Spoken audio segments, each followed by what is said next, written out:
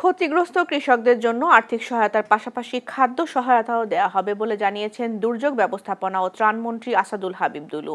মঙ্গলবার দুপুরে সুনামগঞ্জ সার্কিট হাউসে জেলা পর্যায়ের কর্মকর্তাদের সঙ্গে আলোচনা সভায় তিনি এ নির্দেশনা দেন। সভায় প্রধানমন্ত্রী ঘোষিত সহায়তা কার্যক্রম বাস্তবায়নের বিভিন্ন দিক নিয়ে আলোচনা করা হয়। মন্ত্রী বলেন, সুনামগঞ্জে অতিবৃষ্টিতে ক্ষতিগ্রস্ত হাওড়াঞ্চলের কৃষকদের সহায়তায় সরকার ৩ মাসের মানবিক সহায়তা কর্মসূচি হাতে নিয়েছে। তবে এ সহায়তা যেন প্রকৃত ক্ষতিগ্রস্তদের কাছে পৌঁছায় সেজন্য নির্ভুল তালিকা প্রণয়নের উপর জোর দেওয়া হয়েছে।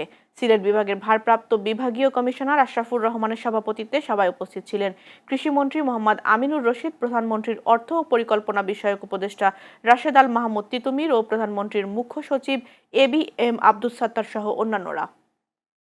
সরকারের অর্থ অর্থাৎ জনগণের অর্থ এমন কিছু প্রকল্প বাস্তবায়ন করা হয় যেটা কার্যকারী নয়।